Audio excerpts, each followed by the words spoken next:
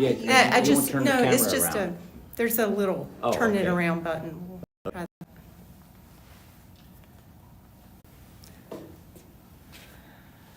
But you're not on camera, I am on the iPad. but you're not there. I don't know But about we- that. But we can see her here. Yeah, we can see you here. Yeah, so I don't know if folks are out there. That's great. It's time. It is time. We're going to start today. Again, my name is Julia O'Brien. I'm the professor of Old Testament Hebrew Bible at Lancaster Seminary for a little bit longer. I'm retiring July 30th. So I'm very excited and thinking about new things. So for the next 2 weeks, I want to talk about kind of two things kind of together. I want to talk about the book of Joshua that's in the Old Testament, and I want to deal with, I'm going to call it a charge that's been leveled against the book of Joshua, that it's actually a mentality that supports what we're calling settler colonialism. Bill had shared with me that Derry's going through a whole series of processing of your history, right? And that you've been talking about settlement, you've been talking about, or you will, that you've been talking about what it was like for folks from Europe to be here in this space, establishing their own religious identity. And so it was in conversation with Bill that we came up with this topic of thinking about a biblical text, which is where my true expertise is, and also about how it's been used over time. So you'll see as we go through this week and next week, what I want to do is kind of three things. I want to have us look at what's sometimes called the history of interpretation. That is, biblical texts have always been used. They've been used at the time of Jesus, they've been used all kinds of times. So I want to look at how the book of Joshua has been used, its history of interpretation. But I really want us to also bring that into conversation with the book of Joshua itself. I'm a full believer that you really can't talk about a book unless you look at it carefully, you understand it from its own terms. I think we get to judge a biblical text if we need to, but not until after we've listened and listened and listened to what they have to say. So we're going to do that, and then we're going to add another dimension to that, and that is archaeology. The book of Joshua is one of those books that gets historians and archaeologists really activated.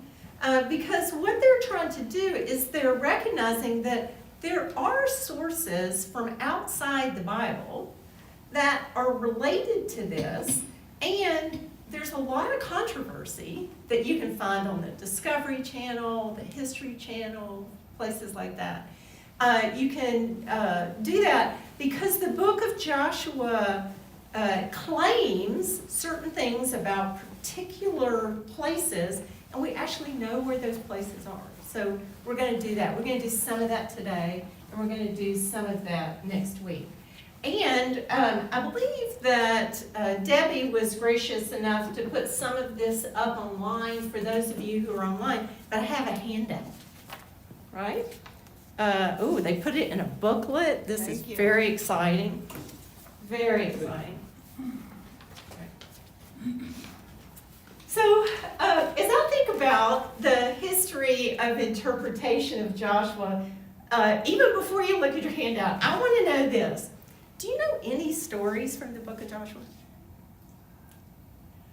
Joshua said the Battle of Jericho. Absolutely. That is, for most of the people that I work with, that is the one thing they know about the book of Joshua.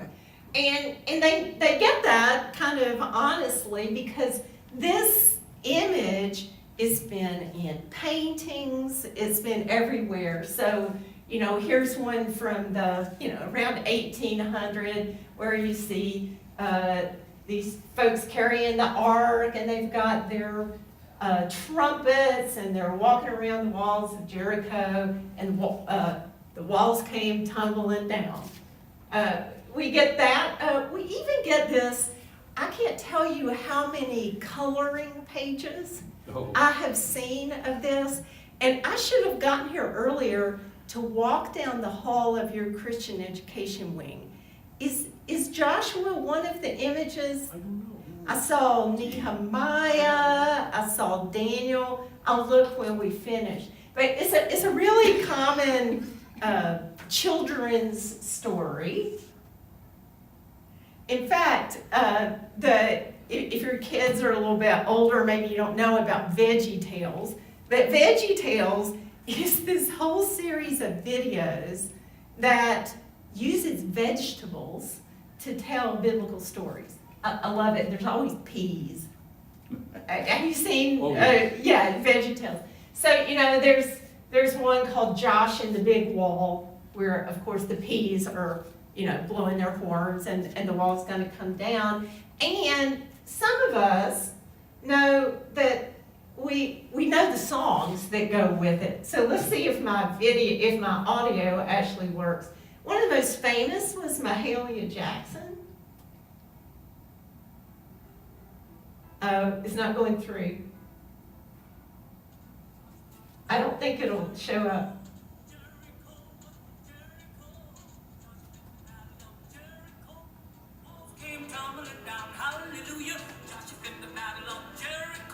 Okay, I don't know, can you hear it? Yeah. And then as I was looking for that, I found Elvis. I didn't know that Elvis had done a version of this.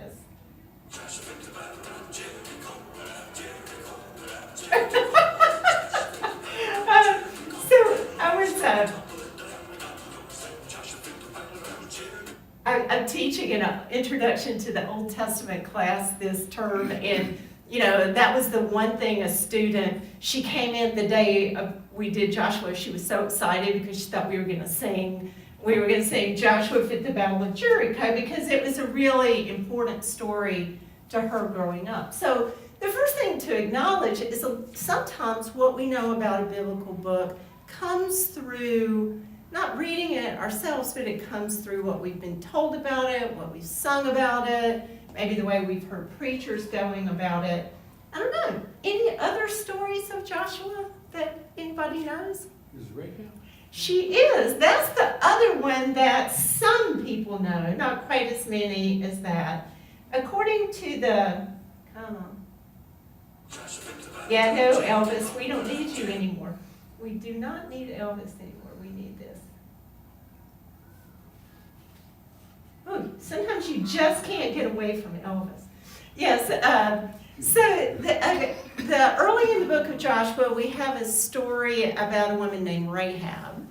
What's happened is, as the Israelites are getting ready to go take the land of Canaan, they send a couple of spies.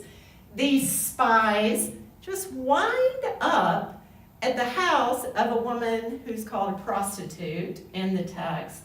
And according to the story, she takes their side against her own country. She saves the spies. She hides them when the Canaanites are banging at the door saying, give us these guys. She lets them down from the roof, hides them under flax, and then they escape through the roof.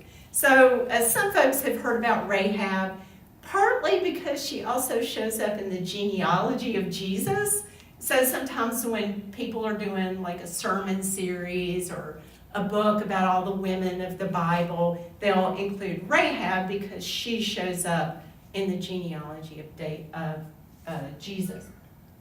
So if you only knew those things about Joshua, right, you wouldn't kind of grasp how difficult this book is for many people to come to terms with, right? And so one of the most radical things I think we can ever do with biblical books is to kind of read all of them. So what I did here is I gave a really basic outline of the book. there's different ways you can do outlines. And I'll explain my color coding in a minute. But the first 12 chapters of the book is all about the Israelites. To back up the story a little bit, according to the way this works, Moses has brought the people out of Egypt. They've been in the wilderness for 40 years. Moses dies. Joshua takes over. And they then go into the land that had been promised to Abraham, but that the Israelites had never truly possessed. It was promised, the promised land, but they'd never had it before. And this story is incredibly transparent and clear that they went in and took it. So the first 12 chapters, they get ready, they kind of prepare themselves. When we say they cross the Jordan, the idea is they've come out of Egypt in the wilderness and they're coming into the land this way. So they're crossing the Jordan into the land of Israel. They cross the Jordan, and it sounds a whole lot like the crossing of the Red Sea. It makes it sound that way. And then they come in, they destroy the city of Jericho. Rahab's, I'm going to say it this way, her betrayal of her own people helped that to happen, right? So they destroy Jericho, they destroy a place called Ai, and then this outline, I had to get generic because they destroy so many cities, I couldn't even list them all. The biblical text goes through this long list of there was this king of this city, and the Israelites went in and destroyed them. The Israelites went in and destroyed them. The Israelites went in and destroyed them. So you have a whole bunch of them up in or down in the southern part of what we would think of as ancient Israel. Then they go north and get those folks, right? And then you get a long summary of this destruction, a celebration of that destruction. And then the second part of the book is all about how Joshua takes the land that had belonged to other people and gives it to the various tribes. So he gives some to Judah and some to Joseph and some to Benjamin. This book is really explicit that the land that would later become Israel, ruled by David and Solomon, is land that belonged to other people, and it was taken from them, according to God's command. This is one of the most fundamental things, and we're going to look at it in a minute. Joshua, the book of Joshua is clear that this is all through God's dictate. God said do this, God said do that. Were you going to say something, Bill? Is that part of the reason why the Queen of, I think it was Spain or Portugal, gave rights to her explorers to We're going to talk about this. See, look, he's so smart. He got ahead of me. Yes, we are gonna talk about that, because one of the things we're going to talk about is that the logic that runs through the book of Joshua has been that logic has been adopted by later people in exactly the ways you're talking about. So I have a couple of examples of that.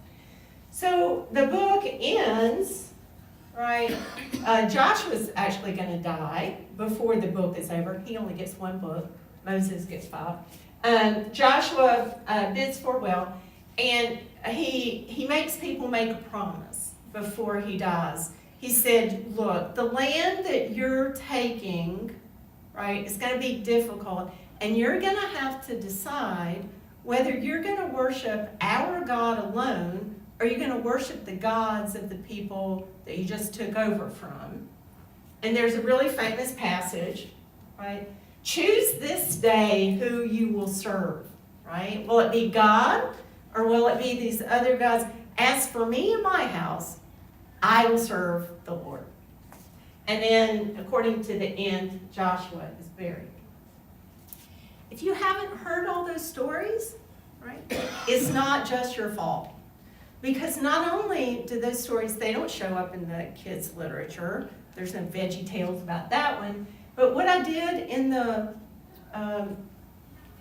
what I did here in the coloring is what shows up in the lectionary. Right. So the lectionary, it starts out, it'll give you Joshua crossing the Jordan, and there's this ceremony about they're getting ready to enter the land, and it's going to be great. The lectionary also does, right, the Joshua bidding farewell. Actually, I should have said this, there's 2 passages from the beginning of Joshua, this preparation and crossing the Jordan, right? And then there's only 3 passages in the Revised Common Lectionary. And the other one is, choose this day who you will serve, you know. As for me and my house, we will choose the Lord. Not what's in red, right? What's red's not in the lectionary. And this is some of the most violent parts of the book, and it's not in the lectionary. So our lectionaries, and I forget, is Derry using the Revised Common Lectionary now? No, Stephen does not. Does not. Some churches kind of do it sometimes, maybe during Lent or Advent, but not always. It depends what suits, eh? Yeah, you know, sometimes we look at the lectionary and say, oh, no, I don't want to preach that. So, in that way, but it is true that the Revised Common Lectionary gives us a lot more text than we might read on our own, but it is not complete. When people say, oh, the lectionary lets you read through the Bible all the way in 3 years, no, that's not true. It's still selective, and often, even when you get a passage, they'll skip verses. And I'm not completely against that, because sometimes for worship and preaching, there are issues that you're just not going to deal with in that moment. But there's a very selective ways in which most progressive churches especially use Joshua. They use the kind of beginning and the ending, and they don't pay attention to the meat of it. And that's why I thought, as painful as it is, we might want to actually read a couple of passages from Joshua. So I have them on your handout.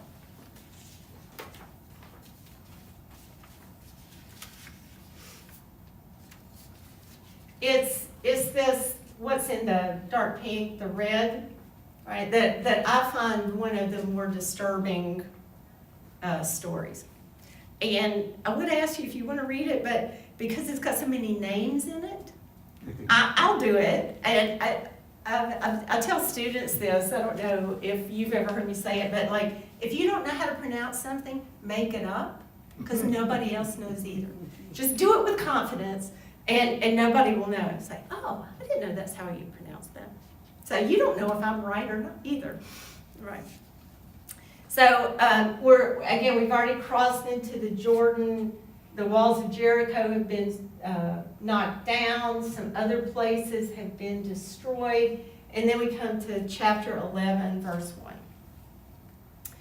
When King Jabin of Hatzor heard this, he sent to King Jobab of Madon, to the king of Shimron, to the king of Ashap, and to the kings who were in the northern hill country, in the Arabah south of Chinneroth, and in the lowland, and in Nabor-Doth on the west. Aren't you glad I'm doing this? To the Canaanites in the east and west, the Amorites, Hittites, Perizzites, and Jebusites in the hill country, and the Hivites under Hermon in the land of Mizpah. Why would I bother to read that? These are places that archaeologists are going to try to excavate. I will talk about that a little bit more next week. But this book is really specific. This place, this place, this place, this place, this place. And even if we don't know where all those are, right? Archaeologists have ways of trying to figure out where they are. But at the very least, you kind of get this story is not disguising the fact that the land belongs to Canaanites, Amorites, Hittites, Perizzites, Jebusites, Hivites. It belongs to other people. All these kings came out with all their troops, a great army in number like the sand on the seashore, many horses and chariots. They joined their forces and came to fight against Israel. God said to Joshua, and this is the most frequent phrase in the book of Joshua, do not be afraid. Do not be afraid of them, for tomorrow at this time I will hand over all of them slain to Israel.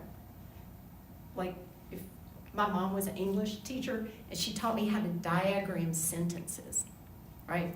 And she got me paying attention to who's doing the action.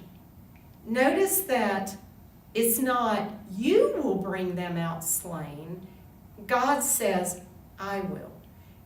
Right? For tomorrow at this time, I will hand you over to them slain to you. You will hamstring their horses, burn their chariots with fire.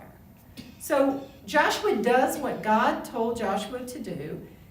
Joshua came suddenly upon them with his fighting force, fell on them. God handed them over to Israel, who attacked them and chased them. And Joshua did to them as the Lord commanded. He hamstrung their horses, burned their chariots with fire. And then notice he goes somewhere else, and he took that town, Hatzor, and they put to the sword all who were in it, utterly destroying them. There was no one left who breathed. And he burned the city with fire. And all of the towns of those kings, and all their kings, so the towns of the kings and the kings, Joshua took, struck them down with the edge of the sword, utterly destroying them as Moses had commanded. So we've got God implicated and Moses implicated in this. And burned, right? They didn't burn some of the towns, but the spoil of the towns, the livestock, the Israelites took for booty, but all the people, they struck down with the edge of the sword until they had destroyed them and did not leave any who breathed. As the Lord had commanded his servant Moses, so Moses commanded Joshua, and Joshua did. He left nothing undone of all that the Lord had commanded Moses. Now, that's a long passage, right? You don't usually read that, church, and we don't usually read a passage that long. But I'm a big believer that if you're going to say anything about the Bible, you need to know all of what's in it. My own theory is that people wouldn't say half of what they say about the Bible if they'd actually read it.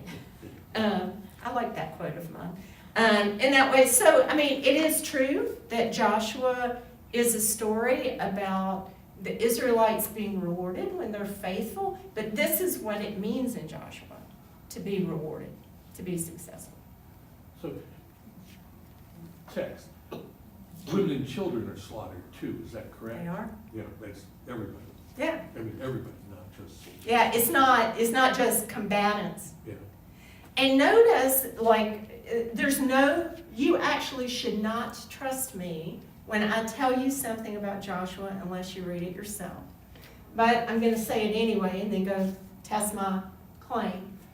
Nowhere in these stories do the Israelites go in and try to convert the people and say, hey, if you'll worship the God of Israel, we won't do this. They don't ask them to be part of the group. It's not like they've gone through a conversion effort. They haven't gone in as missionaries. They've gone in with immediate strategy of annihilation. And it's all cast as God's command.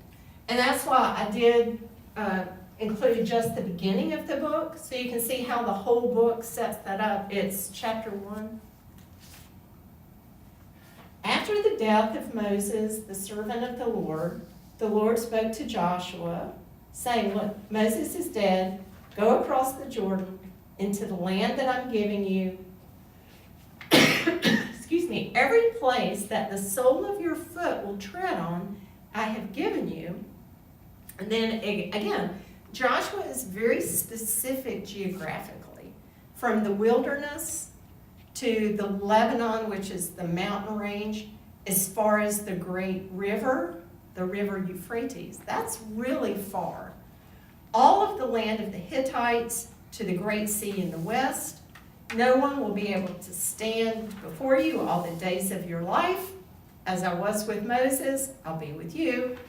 There's that phrase again. Be strong and courageous, for you have put this people in possession of the land that I swore to your ancestors to give them.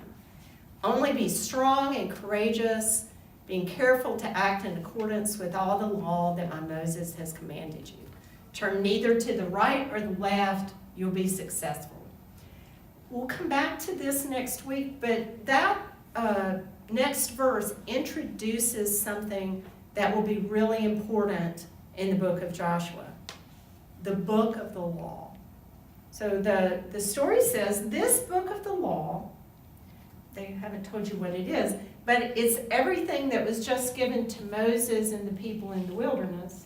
Right? All the laws given to Moses on Mount Sinai shall not depart out of your mouth.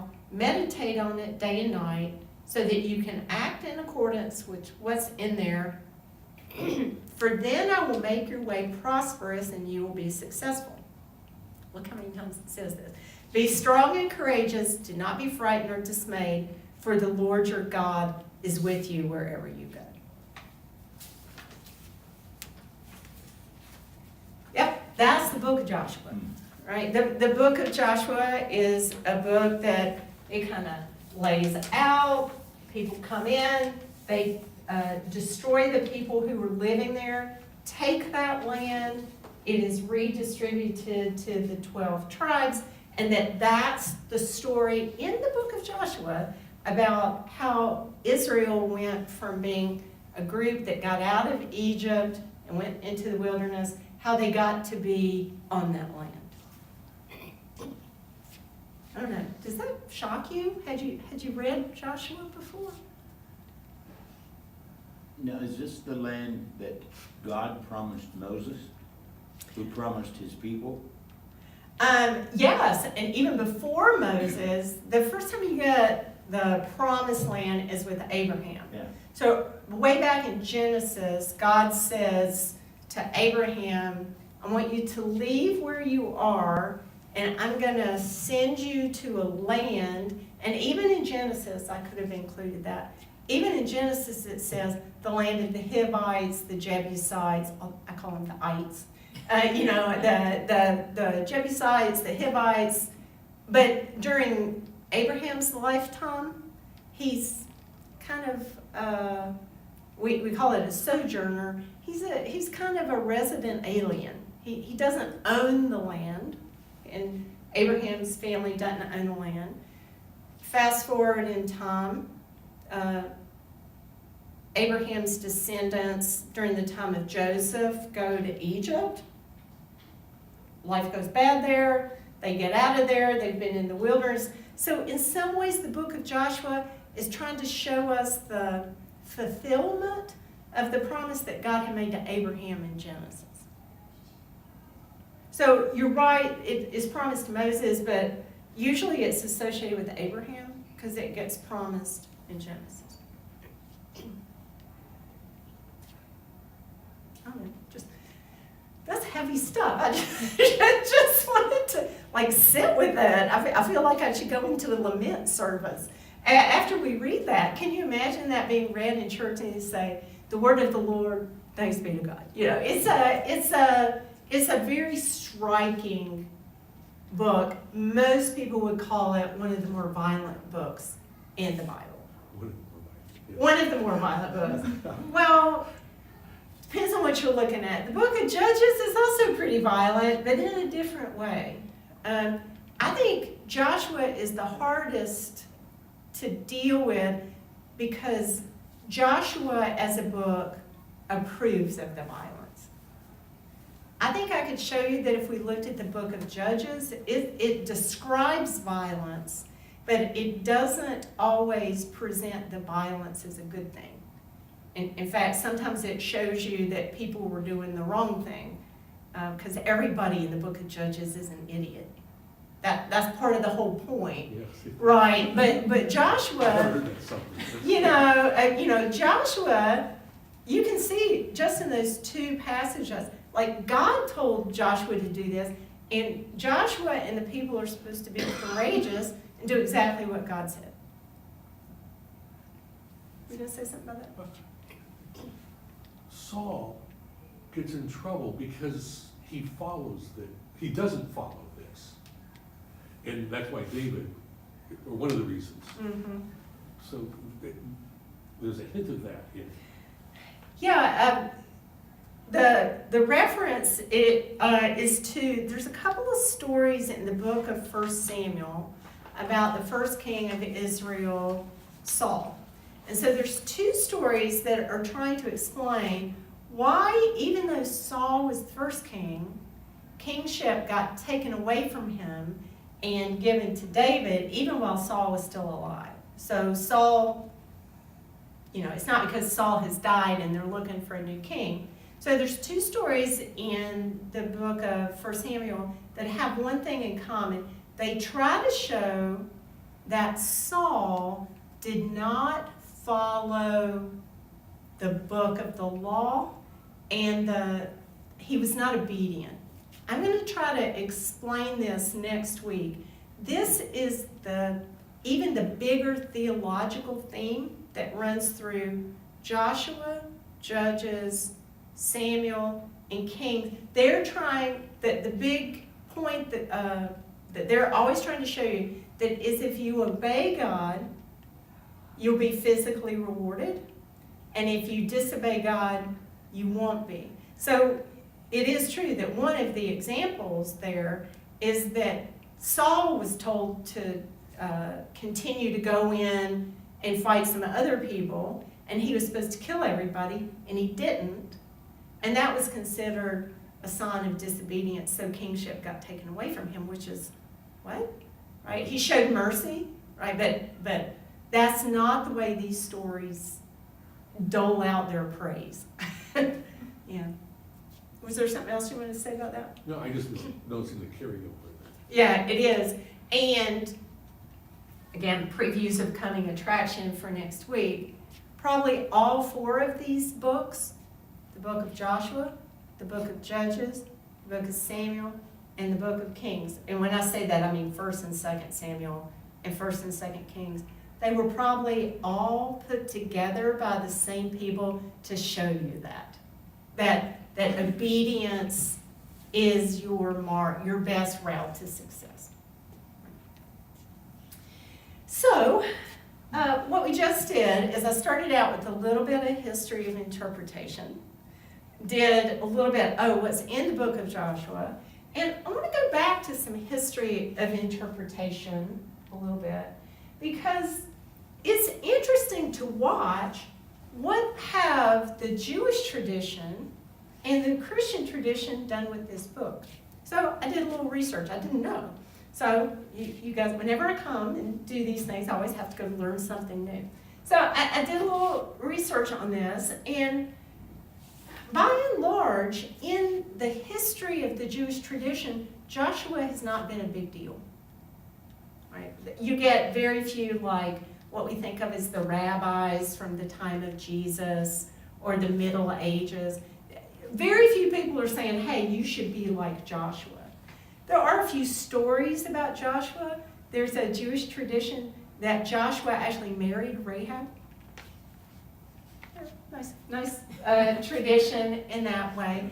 And one of the few kind of famous Jewish interpreters that dealt with this was a guy named Maimonides.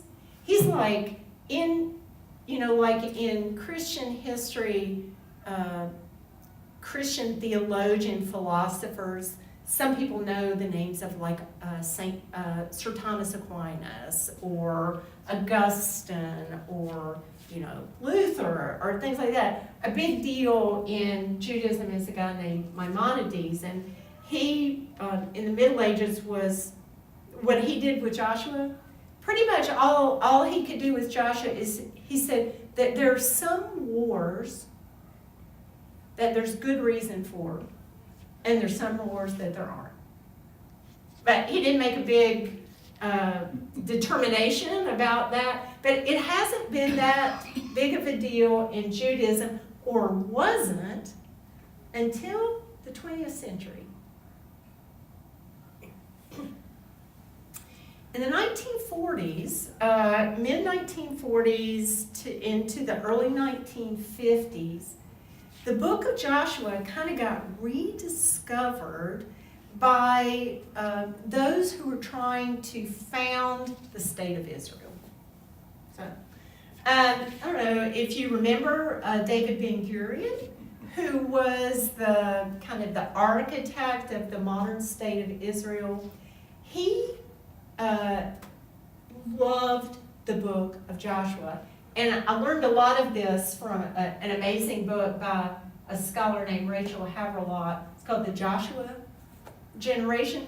And what she just shows over and over again is that David Ben-Gurion and other people helping found the Israeli state, they actually took the book of Joshua and began to use it to map out what the boundaries of the state of Israel, the modern state of Israel, should be. And you can see this quote here that from him. Not a single biblical commentator, Jewish or Gentile, medieval or contemporary, would have been able to interpret the book of Joshua in the way that the Israel Defense Forces did in 1948. I mean, he really saw the taking of the land, even though there were people already there. Nobody founding the state of Israel in 1948 denied that there were already people who were calling themselves Palestinians who lived in the land. But this became justification for it. A little bit later, Ben-Gurion, he even put together a Joshua Bible study, and he invited archaeologists and people in the military, and they all got together. And one of the things they did is began to lay the book of Joshua over the modern Israeli state, even to the point that it would take some Hebrew words out of the book of Joshua and use them for modern things. So the Hebrew word for settlements, you've heard about the settlements in Israel now, it's similar to the words that are come from Joshua. So there was this real, it's one of the few, and I just thought it was interesting. It's not typical of Judaism, but it was one example of how Joshua can be adopted for a later military purpose. So it's quite striking. She even has some stuff online if you wanted to read it, if you don't want to buy a book. She has some things up online. Oops. What about Christians? Do we get off scot-free about this? Well, early on, a lot of Christian theologians were embarrassed by Joshua. And they tried to find ways around it. So one famous Christian that you might know about is a guy named Origen. He's pretty important. And what Origen did with Joshua is the way that a lot of early Christians read the Old Testament. They didn't read it literally. They read it spiritually.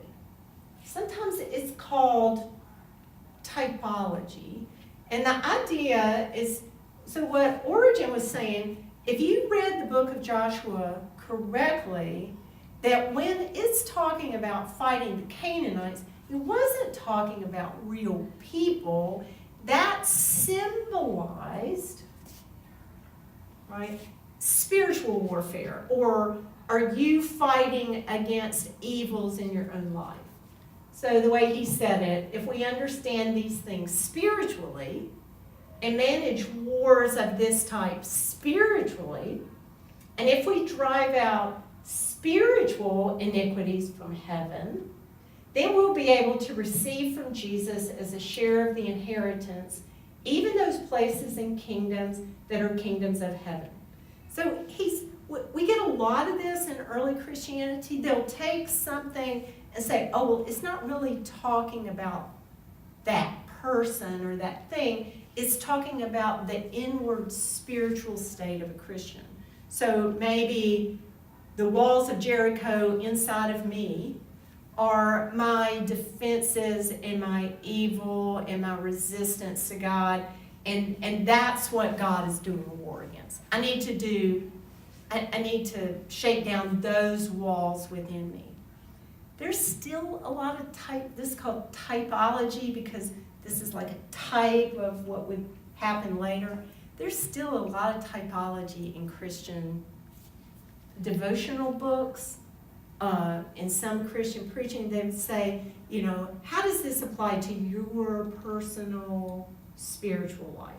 So here's a case where, Origen, he's not saying go and apply this, but what he's saying is you can value this book if you apply it to something else.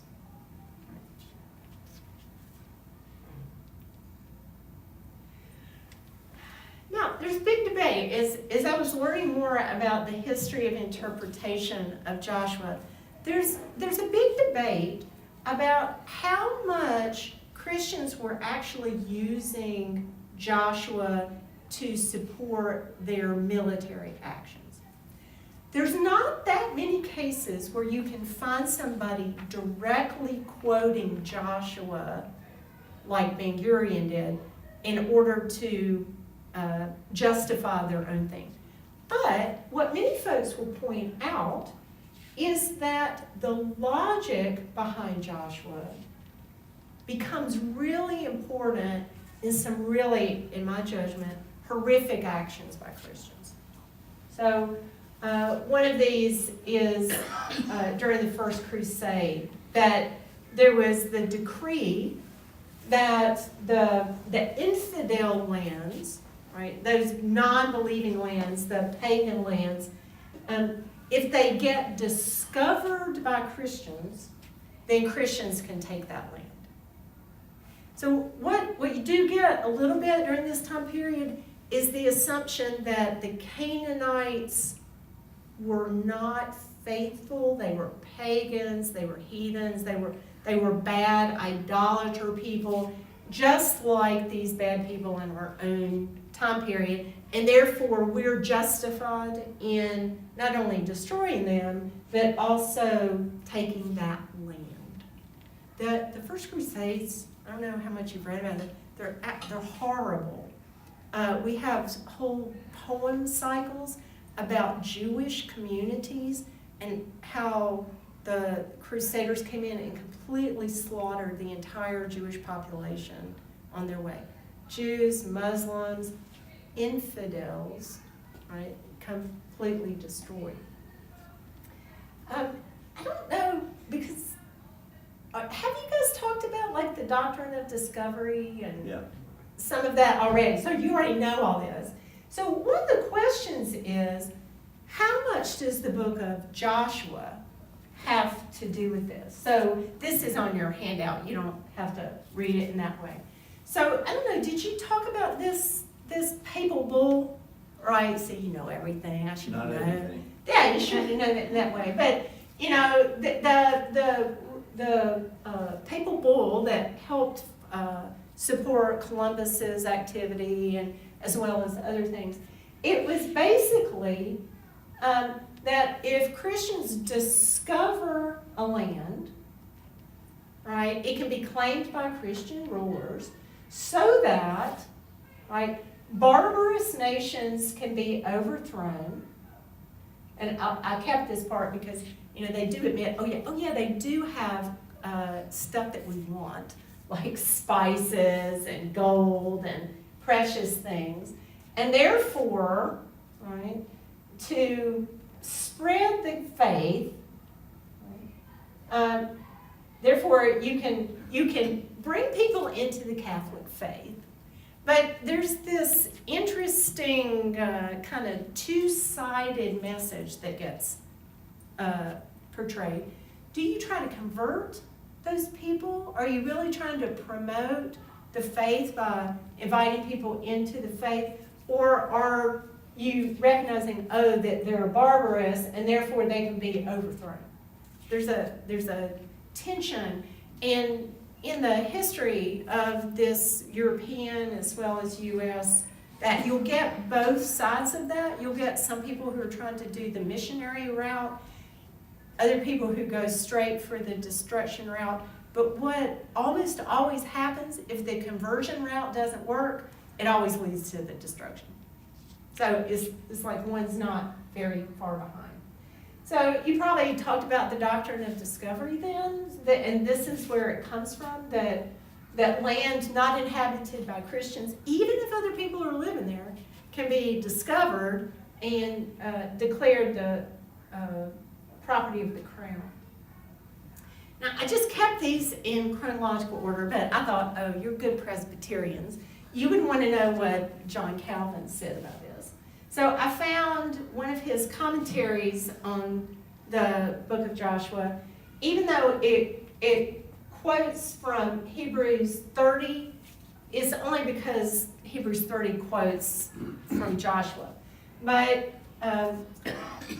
one of the big things that Calvin's going to do, he doesn't like that typological reading that Origen used. He said, no, you really have to read it for what it says. But he really wanted to make it a big deal for following God's word, that it's a matter of faithfulness. So Calvin did several things where he kind of tried to resist some of the violence, but he made it as a sign of being faithful and doing what God said. And he wants to make a big deal. One of the other things Calvin says about it, well, you can't really critique it because God said it. He's not willing to question that, so he makes a big deal, which kind of fits with his theology as well, of obedience to the word. If God says it, that's kind of the way it is. Did you guys talk about this particular, we were doing the doctrine of discovery, did you talk about this particular legal ruling in the United States? It's fairly infamous. It's called Johnson v. McIntosh. So in the 1830s, Chief Justice William Marshall, who wrote several opinions, said things like this. So that a European power, so anybody, that would include people in the Americas with European background, a European power can get sovereignty to the land that it discovers, and the discovering, whoever's discovered it, gets exclusive right to extinguish the right of occupancy of the indigenous occupants. Right, so it doesn't matter who's living there, that if it's discovered by a European, they have exclusive rights to that land, and it takes away the right of any indigenous. And when the United States declared independence from the British Crown, the U.S. government inherited the right of preemption over Native American lands. I'm acknowledging that he's not quoting Joshua, but one of the questions is that folks are debating is the same logic about their infidels, and there are people that God has chosen, and the people whom God has chosen have the right to take the land of those who are infidels. Marshall wrote several similar opinions, and he actually explicitly said, that the United States, this is the Supreme Court, he was the Chief Justice, the United States can take title to the land of the Indians, that's what he said, independent of their will.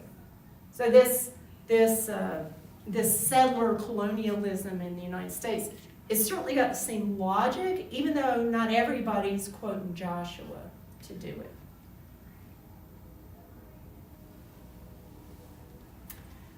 One more. Oh, I don't know if you know about this, that Jericho has now become a rallying cry of the Christian right. So in the January 6th protest in our nation's capital, the day before that, there was a Jericho march. And the idea, folks actually walked around, or they at least had planned to walk around the Capitol, right? Blow a horn with hopes that it would fall down. And that was the day before January 6th. So if you do Jericho March as a search term on the internet, they show up everywhere of people doing Jericho marches. There was one in Lancaster, I think it was 2 weeks ago. There's been big controversy in Lancaster. Our public library was sponsoring a story hour, and the story was going to be read by a drag performer. I don't know if this made it into your newspaper. So it was called the Drag Story Hour. So it had been announced for weeks that a person who performs drag in other settings was going to dress in drag, but read a children's book. So this was part of the Pride Week. It was part of the library's Pride issues, according to the drag performer. As a performer, the person goes by she. In the person's real life, the performer goes by he. But in the performer said, this was a family-friendly event. Well, you might imagine the community got really divided about whether this was a good idea. And this is, I don't know, have you been to Lancaster lately? Have you seen our new library? It's lovely. It's right downtown, across from the fountains and all of that. So here it is. So the day before the drag story hour was supposed to happen, several religious leaders in town did a Jericho march around the library and across the street there's a plaza across the street. So they prayed that God would stop the story hour.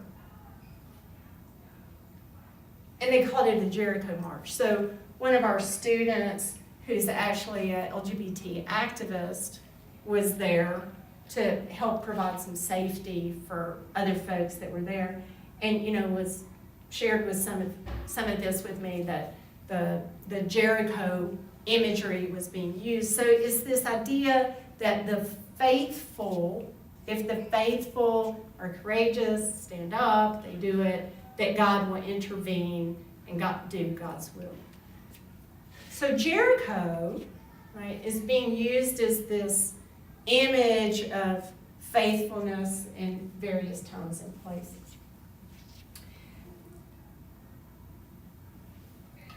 Wow, that's a lot of responsibility to put on a book, the book of Joshua. And so what I want to do next time is raise a couple of other issues here, and again, previews of coming attractions. We'll talk about this next week, but most of the things that are described in the book of Joshua cannot be verified historically. Really? Yeah, right? I'll show you that. There's debate about it. You can watch the Discovery Channel, you can watch the History Channel. You're going to find, especially around Easter, you're going to get some that say, look, archaeology completely confirms the historical accuracy of the Bible. But I'm going to offer you some alternative archaeologists next year. Some of the cities, Jericho, a city called Ai, that's the way you pronounce it, AI, which is described as being one of the biggest victories they have, man, that archaeology, those archaeologists say, no, not so much. I'll share that with you. Some of the cities do kind of conform, some of them don't. There's a lot of problems trying to historically verify whether the book of Joshua, the events in the book of Joshua actually happened. So I want to talk about that, and I want to get deeper into the book of Joshua. Maybe, just maybe, people have missed some of the actual dimensions of the book of Joshua. And so what I want to do is kind of unpack a little bit next week some of the ways in which scholars have looked at it, what they've noticed about it, and kind of raise an important issue. What if that book was written long, long afterwards and was trying to accomplish something different than getting you to take the land?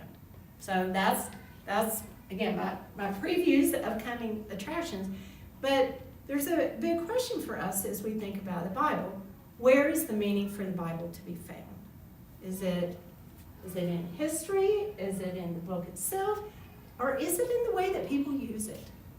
Because you can't control how people use the Bible.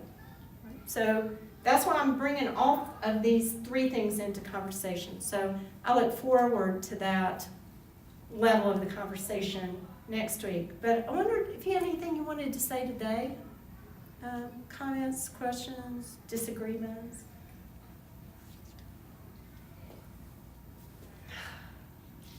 The whole, if you look at history, the guy in charge, i.e. whatever power it is, interprets things to their favor. You know, And it seems to roll down, doesn't it? It does, but the fascinating thing about this one is that if the things I'm going to share with you next week about when Joshua was written, and I can't prove that they're right, but I'm going to share them. If that's right, it's not the winners that wrote the story. It was the losers, which is weird. So because in the story, the Israelites are the winners, but maybe historically they were actually the losers, which is different than the way Ben-Gurion was using it a little bit.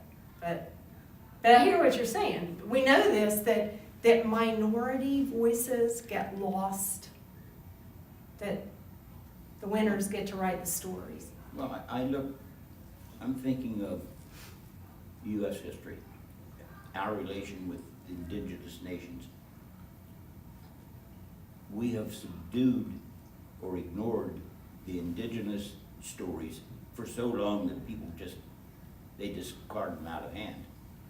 And then if you go to the island, much the same. Hawaiians, you went to South America, the Spaniards came in, set up their fiefdoms, and just destroyed the groups of people that were there through disease and corruption, etc. So it's the invading power, whoever they are, has control for a period of time, but it's the evolution of that power over years.